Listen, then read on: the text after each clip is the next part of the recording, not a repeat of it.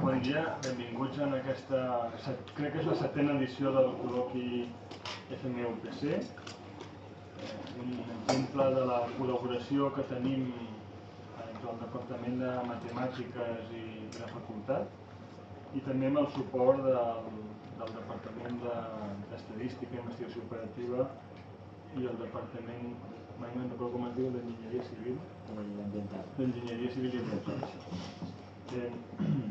Agrair als organitzadors d'aquesta xarxa, d'aquest cicle de conferències, que són el Juanjo Rué i el Marcel Guàrdia, que estan aquí, la Gemma Obert, que no ha pogut venir. I agrair especialment a la conferencial, a Ángeles Serrano, que ens oferirà aquesta conferència sobre Network Geometry, i també agrair a la Ángeles Serrano, que ens farà la introducció de la conferència. Doncs li cedeixo la paraula al director del departament, el José Borellà.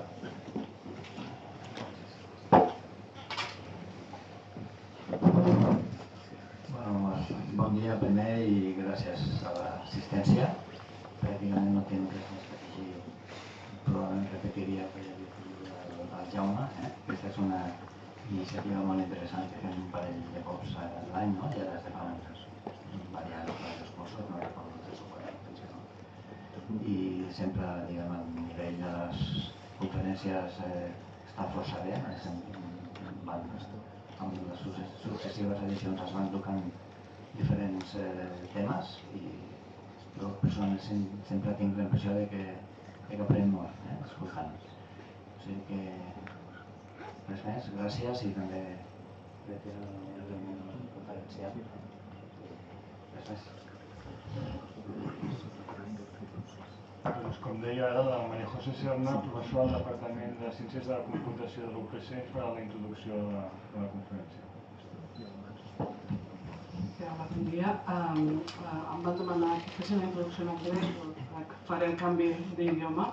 Llavors, per mi és un plaer presentar-vos a la María Ángeles Serrano. La María Ángeles té una trajectòria molt interessant because she was started as studying a PhD in physics at the University of Barcelona. Then after that she took a degree in mathematics and finance by the CRM, the Autonomous University of Barcelona.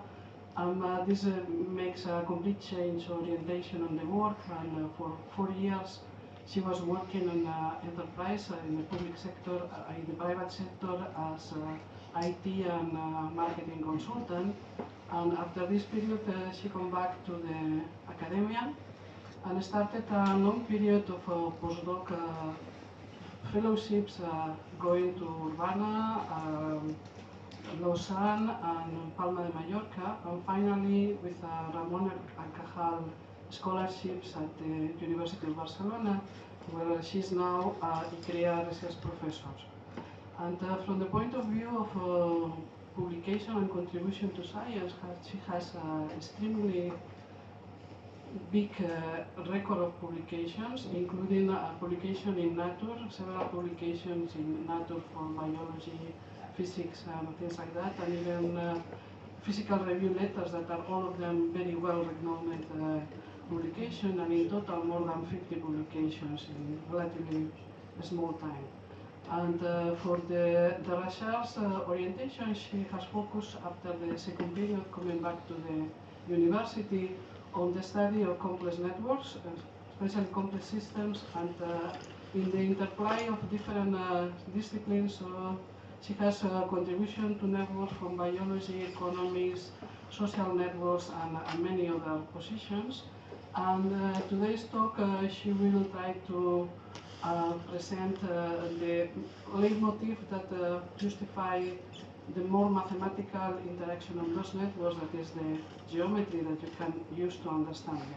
And I think this is the... Thank you very much.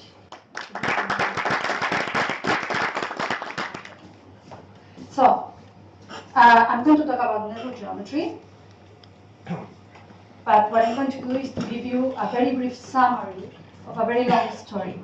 So we started to study the connection between the structure of complex networks and underlying latent geometries, like more than 10 years ago.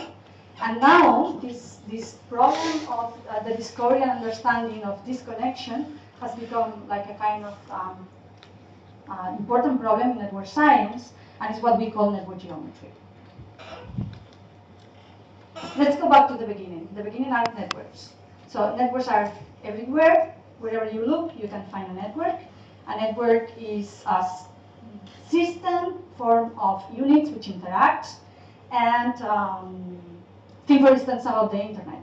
So you have this whole set of computers joined by physical connections. Think about the World Wide Web. These web pages interacting through hyperlinks. Think about social systems, people interacting through family relations, friendship, online, offline. Think also about ecosystems, biology at all scales. So you can look at the cell level, you will find networks there, in the interactions between biomolecules, metabolic networks, also between genes. Think about organs like the brain, where neurons communicate, also different regions communicate in the brain, etc., etc. So networks are ubiquitous, are everywhere, and we represent them as graphs. This is our way to study this kind of system. So we take a network and we represent every element as a vertex, as a node. We call vertices nodes, and every interaction as a link. And I don't have to convince you that graphs change the way we solve complex problems from the very beginning. This happened from the very beginning. But now, graphs applied to real systems, this is what we call networks, are changing the way in which we understand complex systems. So are introducing a kind of change of paradigm, you see? So why? This is because all those real networks that we can find share a set of common properties, talk a common language. So independently of whether the network belongs to a technological domain or biological domains, there are set of features that all of them share. This is a very simple list, but it's not exhaustive. There are more. But I'm going to focus just on some of them because these are important in the next part of my talk. So when we talk about a complex network, what we look is at systems of a large number of elements. For instance, sometimes in biology you can find the word network talking about systems of 3 nodes, 4 nodes, 10 nodes. This is not what we understand as a network. For us, a network is a system by a large number of elements. By large, I mean hundreds, thousands, and up. Okay? Then this system, these nodes interact, but not according to a centralized power which is organizing the connections in the system, but typically these networks are self-organized.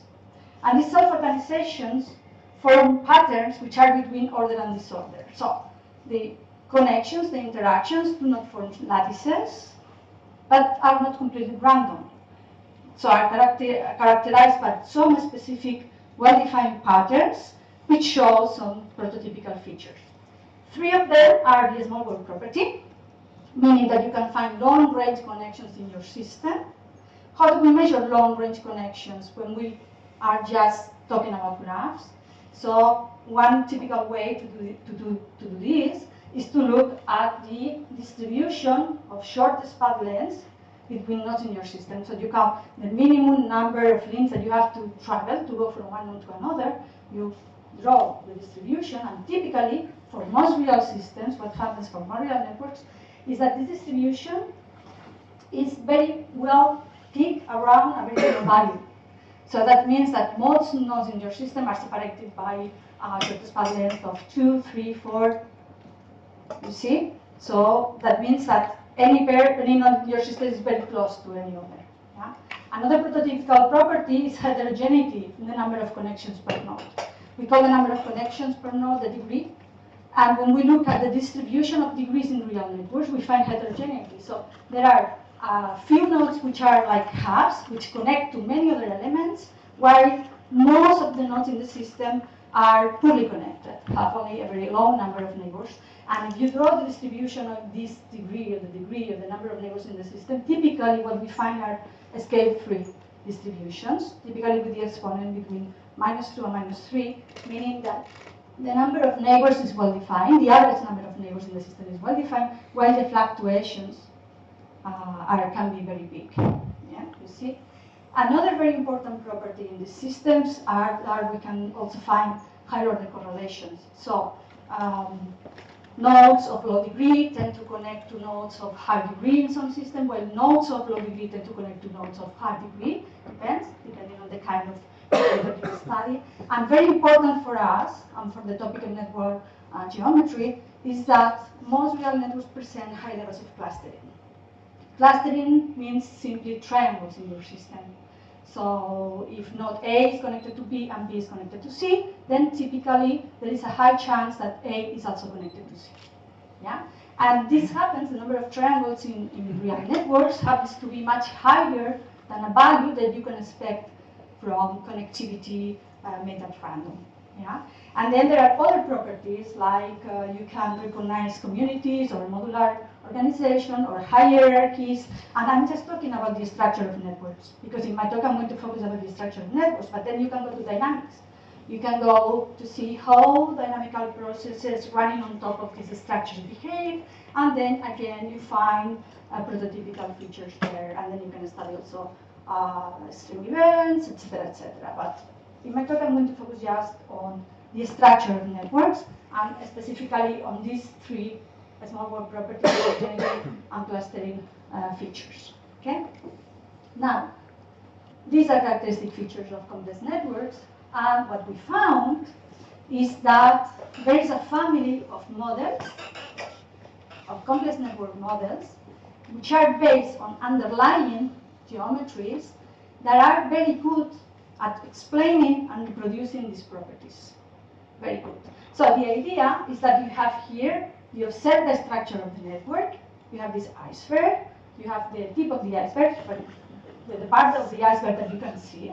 Okay, this is the observed network. Imagine that your network is here, and underlying, under the surface of the ocean, the hidden part, we have this latent geometry where nodes have defined positions, such that what we observe at the level of the structure is a reflection of what we have at the level of the hidden geometry. This is the basic idea. And the connection between the observed structure and the hidden geometry is clustering, triangles, because triangles happen to be a kind of reflection of the triangle inequality that happens in the underlying metric space. So, if node A is close to B, B is close to C, then A is close to C, triangle inequality in the hidden metric space, this is translated into triangles in the structure of the system. So this is the basic idea. Okay. We have our network structure. We can go in some way from the nodes in the structure to positions in the underlying space. So these positions, these nodes have coordinates, well-defined coordinates, and then we can define distances between every pair of nodes in our system. Is this enough for the model to reproduce the structure? No. There is a second very basic ingredient beyond the underlying space, which is a connection probability that is able to go from the distances to the links. Okay, so these are the two main ingredients in our models. We assume that there is an underlying metric space where we can place the nodes of the networks, plus a connection probability depending on distance, such that we can evaluate the likelihood that the connections are formed at the level of the structure. Okay? Well, now you may think, well, it's very easy. It's very easy because there are systems in reality that we know that have an associated geometry. The brain has a physical geometric space embedding it, which is 3D Euclidean geometry. If you look at the airports network, you have geography. If you look at trade, you have geography. Is this the underlying geometry that I'm talking about? No. No, because this space here is a kind of abstract space which aggregates all the variables that contribute to the likelihood of connections. Maybe geography, maybe the Euclidean embedding of a system, is giving you one of these features that contributes to the probability of connection, but maybe it's not the only one. For instance, if you have two countries that have to trade, geography, distance is going to be one of the things to take into account, because the farther away, the more expensive is the exchange for sure. But maybe you have a cultural relationship because it was a former colony, and then you have more chance to interact with your former colony. You see? So, the obvious embedding of some systems, the obvious geometry, is one of the factors, but it's not the only factors that typically determines the connectivity in a complex network. So, we are not talking just about the obvious geometry, but about an abstract geometry, which is the one that determines the likelihood of connections and summarizes all the attributes that contribute. Okay? So, let's go to be more specific about the models, the class of models that we use.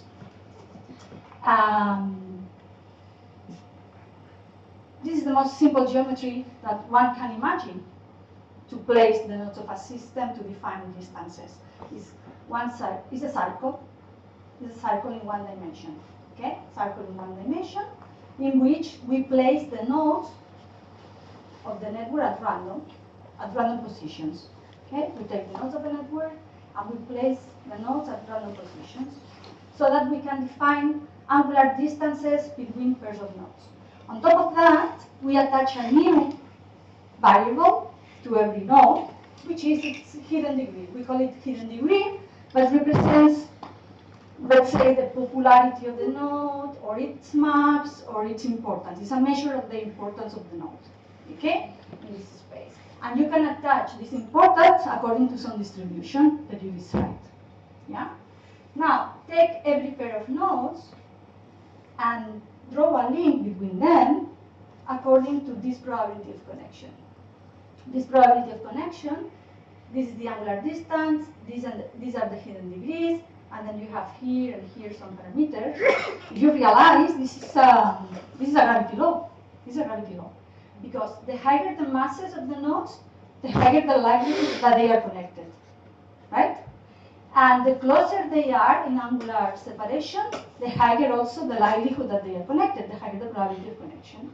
So we have this gravity law model, which is based on an underlying geometry, which is very simple. It's a circle. It's a sphere in one dimension. It's a circle.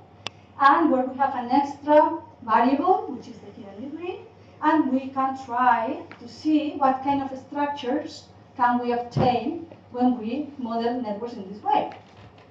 And the kind of structures that we get, in fact, mimic very well the structures of real networks, of real systems, because we can, for instance, draw the hidden variables here, these hidden degrees, the importance, according to the observed degrees of nodes in the system.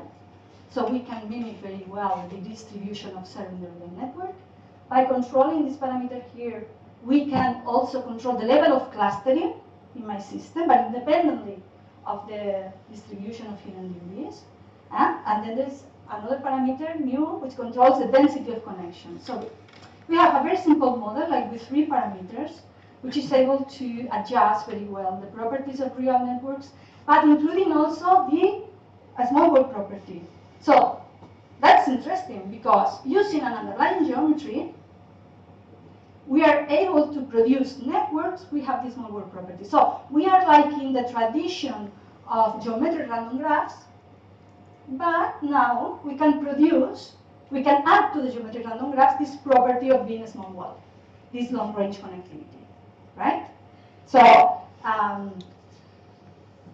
the models are powerful, but there is something even more interesting in here, is that this family of models that we call the S1 family of models, because in fact you can define the model in d dimensions. We don't have to restrict ourselves to just one dimension. Happens to be isomorphic to the H2 model, what we call the H2 model, which is a similar model in the hyperbolic plane. So you take the S1 model, and instead of working with the hidden degree, you transform the hidden degree into a radial coordinate. And then what happens is that the probability of connection transforms into the probability of connection in the hyperbolic plane, where this x is the distance between pairs of nodes in the hyperbolic plane. So that's very interesting. That's very interesting, and it's very nice. To be honest, this is not 100% isomorphic. It's quasi-isomorphic, let's say. But anyway, at the level of real systems, there are no consequences. You can use one or another. And it's so nice because you have this model, which is a kind of gravity law version, and an isomorphic version, which is purely geometric. I like to call this Newtonian model because it uses a gravity law. Nodes have like kind of masses, and then you have this Einsteinian version, which is purely based on geometry. Yeah, you see? So this is very nice, and we are all the time exploiting these isomorphisms. For instance, to do calculations, we always prefer the S1 version. It's easier because you have the degrees separated from the rest. But if you want to draw for visualization purposes and for sort of applications like navigation, then this is more convenient. So we are all the time jumping from one to the other, and it's nice. Now, we have these two versions of our models that we can use to reproduce the observed structure of networks. So they are very good as topology generator. We can go from the hidden metric space to reproduce the observed structure of networks. And as you can see, well, you can go to reproduce the observed distributions very well. The two different colors correspond to the real network and to the models. And you can also reproduce the expected clustering, the clustering that we represent as a function of the degree of the nodes also very well. But you can also reproduce quite well other properties which are not explicitly encoded in our model, like two-point degree correlations here. So these are kind of good topology generators which reproduce very well the structures of real systems. But there is something even more interesting, is that we can take a real network and embed it in the underlying space. So we can go from the observer structure to the underlying positions in the underlying space. Yeah? We do this by using techniques of maximum likelihood. So we define a function of maximum likelihood which depends on the probability of connections and on the adjacency matrix of the observer structure. And by maximizing this, what we obtain are the positions of the nodes in the underlying space that maximize the congruency between the model and the observed structure. So, using this technique, we are able to find the coordinates of the nodes in the underlying space given a topology, given the structure of a network. And this is very nice. This is very nice. And this is the kind of maps that we obtain. These are representations in the H2 model, because you see that the nodes have a kind of radial coordinate here. This is the internet at the autonomous system level. This is a metabolic network at the cell level for humans. Yeah. And here, well, I mean, maybe you cannot read the names, but here we have, in this case, for the internet, we have names of countries and regions. So what happens is that the angular coordinate that we call the similarity space of the maps correlates very well with information which is not taken into account to do the embedding. So we can find that nodes aggregate in the angular coordinate depending on the geographic region of the node, of the autonomous system, or here in the metabolic network according to metabolic pathways. So reactions that belong to the same metabolic pathway tend to be closer in similarity space. And this is information that was not annotated into to the embedding, was not taken into account to the embedding. See? So it's not only that we can reproduce by doing this mapping very well this observed structure, it's also that we can discover new information about our system. Yeah? And another interesting feature here, if you look at here, at these maps, and you compare with the S1 model, there's another difference. In the S1 model, or H2, the nodes are distributed at random in the similarity space. So the angular coordinate is distributed at random. While in real systems, in real networks, what you find is that there are regions with low density of nodes, while there are other regions with high density of nodes, like in here. Yeah? That means that networks present communities at the level of geometry. Yeah? You can define communities of nodes, like in here, like in here. So we can provide alternative methods to traditional community detection methods in networks at the level of topology. And it's nice because these methods that we can devise based on geometry have the same quality as topological methods, but more resolution. We are able to recognize more communities here than when you use a classical method for community detection at the level of topology. Okay. These are the very basics of our models, and we did many more things. So we use the models to study communities, as I mentioned, also hierarchies. We use these maps to study navigability. When you have a map, you can navigate a system. You can use the map to go from one place to another, yeah, taking into account the geometric information that you have there. What happens is that when networks are embedded in this underlying geometry, are highly navigable. You see, we can use the maps to navigate the system. We extended the models to growing networks. We extended the models to weighted networks. We also explored the geometric organization of multiplexes. For us, a multiplex is a network in which the nodes can have different kind of links. So we represent the same nodes, but separate the different links in different layers. And we found that real multiplexes present geometrical relations between the layers here, and that these geometrical relations make multiplexes more robust. Yeah? So you can do many things. But also, there are other approaches which are starting to appear, like there are scientists trying to understand the geometry of networks using simplicial complexes. There are computer scientists trying to bring machine learning methodologies to understand the geometry of complex networks, like for instance, dimensional reduction techniques, you see. And now there are also other scientists who are trying to go from the structure to dynamics. They are trying to guess which is the geometry of dynamical processes running on networks. Yeah, so, yes?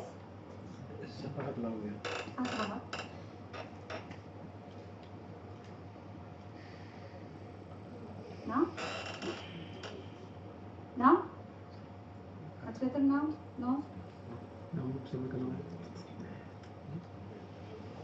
Now? Yeah. So, okay, now everybody woke up. Let's go. So, these models are so good to understand the structure of networks, but can we do something else? Can we produce new knowledge? I mentioned something about communities. Yes, we can produce new knowledge because we can see things that were not known before, and not only to reproduce properties that we already know how to measure. But what is interesting and important is that having lengths that behave well allows us to look, to try to understand one of the big problems in complex systems, which is the problem of scales. So, if I have a complex system where typically many scales of length, of energy, of time coexist, what happens if I look at my system at a different resolution? What happens if I zoom out and try to see which are the properties of the system?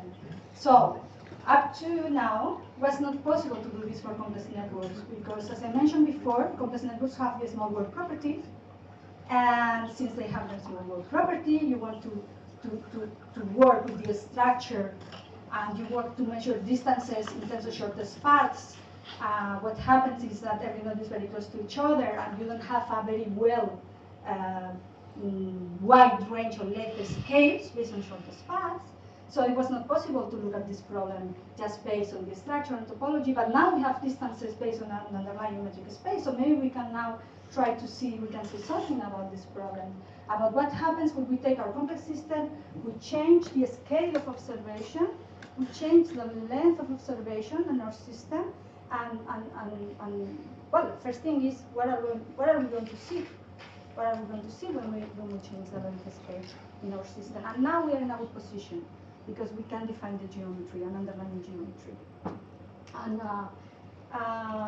I call this a big question because it's a big question per se, but it's also a big question because it connects with one of the main problems in science and also in philosophy of science, which is the problem of emergence. How one scale, or the phenomena that we observe at one scale, emerges from the phenomena that we observe at the lower scale. So we don't understand completely well how this happens, you see? And then, since we don't understand how this happens, there are people thinking, emergence is weak. So there is a way to define what happens at one scale from what happens at a lower scale. And other people say, no, there is a strong emergence. So at every scale, you need new fundamental laws to define reality. So this is why I say that this problem of the resolution, of exploring the resolution of systems, of complex systems, is a big question, because related with the problem of emergence. Of course, our work in this direction is very humble, and what we did is just to change the scale of observation of a complex network based on our definition of length in the underlying geometry, and to see what happens. Yeah? For this, we borrowed some ideas from the renormalization group in statistical physics, which is a very complex and difficult idea, but which has a very simple formulation in terms of the block spin model of Leo Kadanoff. So I'm not going into the details of the physics or anything, but just let me give you the idea. The idea of Kadanoff was, if I have a system formed of units, where every unit has a well-defined state, +1 or -1, then I can substitute parts of my system for a kind of block at a lower resolution, and I can define a way to transform the state of the sub-nodes into the state of the supernode. For instance, in this case, if you have more blues, the final state is going to be blue. If you have more oranges, the final state is going to be orange. And so on and so forth. And you can do this operation to higher and higher and higher and higher states. And this technique, that seems so simple, was extremely very successful in statistical physics, because what happens is that when you go in many different systems from this scale to this scale, happens that many different systems behave the same way. So you have, at this level, systems are different, at this level, systems are the same. So this is universality. Okay, so this is in very, very simple terms the idea of what we want to do, what we want to do also for the case of real networks. So we took these ideas from the renormalization group in statistical physics, and we said, okay, let's try to do something similar in the case of complex networks, since we have now this space that is helping us to define lengths. And this is what we did. Once you have the embedding in the S1 model, in the H2, doesn't matter, you can do this kind of procedure in any of the versions. What we do is we construct supernodes for every pair of nodes in our system. You can take pairs of 3 or 4 groups of whatever number you like. And we substitute every pair of nodes by a new supernode in a version of the network with a lower resolution. Yeah? So these two are substituted by this one, these two by this one, this two by this one, and so on and so forth. Now, in this layer, I connect every pair of supernodes whenever there was a connection between any of the subnodes in the previous layer. Okay? So there is a way to connect the supernodes, taking into account the information in this layer here. Yeah? And in this way, we are able to produce versions of our network at higher and higher and higher resolutions. So we have this kind of multi-scale unfolding of a complex networks, which is based on the distances in the underlying space, because now take into account that the ordering of nodes in this space is very important, because it's the one that's deciding how are we going to join nodes into supernodes. Okay? When we do this coarse graining and then rescaling, because we rescale the connections. Maybe you have 3 or 4 connections between these nodes in the different groups, but here we only do one connection. Okay? What we find is that real networks are so similar. So we take a real network, we do the embedding in the S1 model or H2 model. We apply this technique of changing the resolution. We look at the properties of the rescale networks, and this is what we find. If we look at the distribution of the grids, all the curves collapse for different systems. I show you here like 6, and we did it for many more, and we always find the same kind of result. So that means that the number of neighbors per node is the same at every layer. The distribution is the same at every layer. When we look at the distribution of clustering triangles, depending on the degree of the nodes, again, of the curves collapse. We look at the hierarchical correlations, the curves collapse, etc., etc. Yeah? For this collapse, the only thing that we need to do is to compute the property, and rescale the degree by the internal degree. Because typically, the average degree in my rescale network increases. Yeah? So, if we do this rescaling of the degree, what we find is all the curves collapse. So, that means that the structure of the network at the different resolutions is statistically equivalent, is the same. Okay? Yes, I had a question about how do you pick your pairs, presumably at random? No. To pick the pairs, what you have to do is to join them, to join one to its neighbor along the angular coordinate. Okay? So you need to take into account the geometry, you need to take into account the angular position. And that's the key point. If you join this guy and this guy, you are not going to find the same kind of property. You need the embedding, and you need to join the nodes, which are like neighbors. Doesn't matter if you join just 2 or 4, but they have to be consecutive in the circle. Because if you join 4 instead of 2, you go diagonally here, because you have this kind of semi-group structure property. Okay? And now this is what we find. We have some similarity. We found a new symmetry in complex networks. This is a new symmetry that was not known before. Yeah? And it's so interesting that we find this symmetry. And the symmetry is not only at the level of clusters, it's also at the level of communities. We measure communities in the original layer, and we measure communities, so the aggregation of nodes, let's say, at lower resolutions, we see that more or less the same communities are also maintained. You see? So, it's interesting. So it seems that yes, that the networks are statistically equivalent at the different resolutions. And even more interesting, well, there's an mathematician, is that the models that we are using, the S1, the S2, are renormalizable. So it presents the same property. The model is renormalizable, means that the model is statistically equivalent, produces a statistically equivalent ensemble of networks when you change the resolution. Yeah? You see? And so we can use we can use the model to draw this kind of connectivity phase diagram to place our networks and to see which is the likelihood that these networks belong to one connectivity class or another. But, well, okay, this is more technical, and I'm going to skip.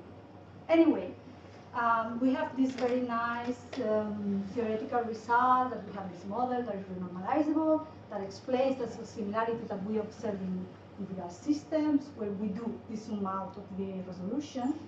But this can also be used for more practical applications.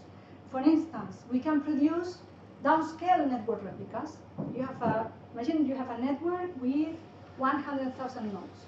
For any reason, you want a network with 1,000 nodes, but with the same kind of structure, statistically equivalent structure. Can we do this? Yes, now we can do this. We can take advantage of this technique to produce what we call downscale network replicas, mini replicas of complex networks. And this can present advantages if you are running very costly dynamical simulations in your system. Maybe you want to test bed in some reduced system, for instance, to try to decide things about the large scale simulation. Okay? This is a kind of example that you can imagine for the usage of these downscale network replicas. To check that these replicas are really good reproductions of the real network, what we did is to test different dynamical processes on the different layers to see whether the dynamical process was behaving in the same way or not. And what happens is that, yes, typically, if you run, let's say, Kuramoto model to see the synchronizability of your system at one scale, we find exactly the same dynamical properties, the same synchronizability of the system when you look at a different scale. And this happens for different systems, different dynamical models, which try to study transitions between order and disorder. You can also run dynamical processes based on epidemic spreading, for instance. You have a disease which is spreads in your system, then depending on the infection rate and recovery rate, you have a prevalence of the disease wherever. Is this behaving the same at one scale or at a higher scale? The answer is yes. The answer is yes. So we took different real networks, we did this multi-scale unfolding of the network, and then we ran the different dynamical processes in the different layers. And you see that the characteristic parameter of the dynamical process, like for instance the prevalence of the disease in this SIS, epidemic spreading model, is the same independently of the scale of observation of your system. Yeah? This happens for very, very different real networks. You see, the internet is very different from a metabolic network, and we find the same kind of behavior. So this is just to emphasize that these different layers and different resolutions are actually statistically equivalent representations of my system. Yeah? And something else, also in the practical side, is that we can take advantage of the multi-layer thing to improve processes that happen in one layer, like for instance navigation. So I said before that these maps enable navigation of my system, enable to go from one place to another in a very efficient way. Typically, this is done using what is called a greedy routing algorithm. So you have one node here in my geometric space, but connected to other nodes through a network, and I want to go from here to a certain target. What typically one can do is to send, you can go, or you can send, you think about sending information, send a packet of information. What you do is to look at your neighbors, and then you choose the one which is closest to the destination. So from here, I will go to here. From here, which of my neighbors is closest to the destination? This one. I will go to here, from here to here. Okay? We do this in this hyperbolic mass of complex networks. It happens that the real systems are very efficiently navigated. Okay? And now we can use the multi-scale unfolding to improve this navigation. Even if this navigation is good in real systems, maybe it's not perfect, and we can take advantage of the information at lower resolutions to improve this navigation setup. So you see, I'm not going to give you the details, but basically what happens is that taking into account information at lower resolutions, we can escape traps. For instance, in this situation here, imagine that you want to go from the source to the target. So you send a packet to, you go to the neighbor which is closer to the target, but then the neighbor of this node which is closer to the target, this is one here. So you keep track here going back and forward, but now using this kind of multi-scale navigation protocol, you can find an alternative way that takes you through this point up to the target, yeah? And this happens without affecting too much the efficiency of the process, which are increasing too much the length of the paths or the load of the more central nodes, you see? So we have in this renormalization group kind of theoretical result, which is the new symmetry, the similarity of networks when you look at them at different scales. But we have also possible applications, the construction of mini-mini network replicas and the improvement of, for instance, navigation protocols, taking into account the information at different scales.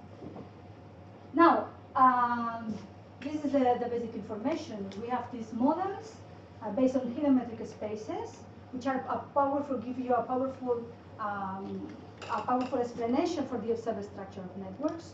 Yeah. Something interesting seems to be that the effective geometry of complex networks is hyperbolic. You may wonder why. Why the effective geometry of networks is hyperbolic? Why the hyperbolic geometry is so good at reproducing the properties of real systems? Yeah, and this is because hyperbolic geometry is the natural geometry to embed trees, so hierarchies. And we know that real networks are very hierarchical, you see? And then for the renormalization group, just again, the newly discovered symmetry and these potential applications that we can construct based on them. Now, what is next? What are we doing now? For instance, we are working on a command line tool to do the embeddings of networks in hyperbolic space with good quality. So you can take your network, you can do your embedding, and then you obtain your hyperbolic map, the coordinates, by doing this with high quality. We want to invert the renormalization group.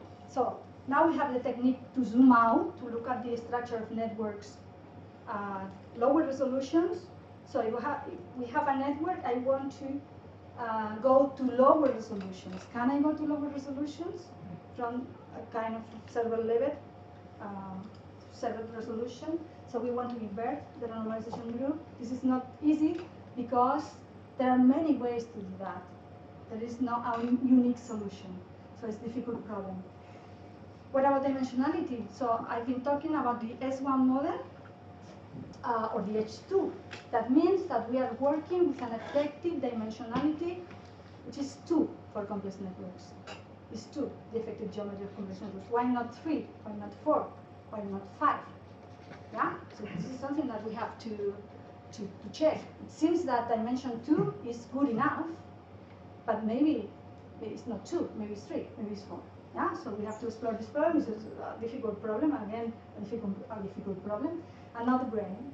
Everybody's interested in the brain, which is the effective geometry of the brain. The brain is embedded in 3D Euclidean space. Is this the effective geometry of the brain? Maybe not, because maybe for the connections between regions or neurons, the only thing to take into account is not Euclidean distance. There are other factors which are also determining the likelihood of connections there. Okay? And finally, now we are a small group of people at the University of Barcelona working on network geometry. Most of the work was done in collaboration with Maria Muguña, and the last part about the renormalization group was done also in collaboration with our PhD student Guillermo García Pérez. And well, I have to thank them for all their contributions and for all their collaboration. And also, thank you very much to all of you for attention.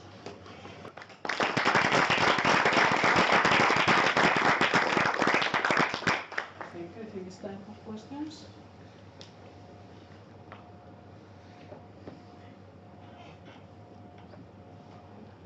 Well, I have one. It's the usual one. So I'm basically interested not in complexity, but especially in computational complexity. So to create one of those models for a real network, it's very expensive or computational, or. So, if you want to use the model to reproduce topology, it's not very expensive. If you want to do the embedding, to find the coordinates. That is more expensive. Then you have like fast ways to do that based on machine learning. You take, for instance, the internet, 23,000 nodes, and you can spend like minutes.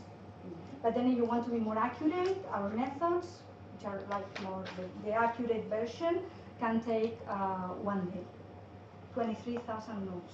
That means that if you want to scale up to 100,000 nodes, then it goes fast. And this is going to be one of our steps in the future, try to improve the methods to embed large networks. Let's see. But for the moment, our current technology allows us to do embeddings of like 20, 30,000 nodes in 1 day with high accuracy. And you are measuring here the distance among all the pairs? No, given the coordinates. We are giving the coordinates in the underlying space, and then you can measure distances and everything. So I had a question about the application to navigation. So you mentioned that with this method it was very effective, so that in most cases it was successful. So were you able to get some guarantee on the success? So if there's a path, it's going to find it with certain probability, or on the length of the path? No. So there is a embedding method by Clapper, which is doing this. Is finding the embedding that gives you success 1. And he proved that there is always a way to do this embedding with success 1, but maybe at the expenses that the stretch, the length of the path is very large.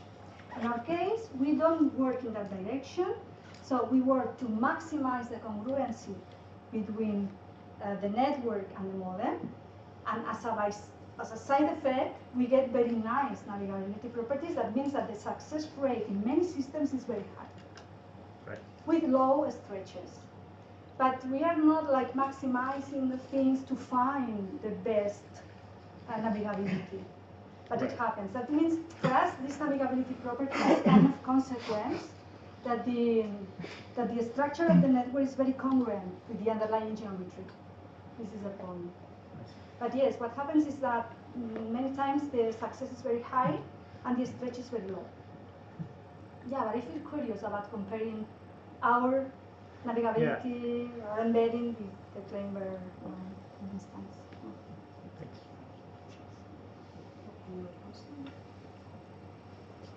Okay, so it's time to speak again.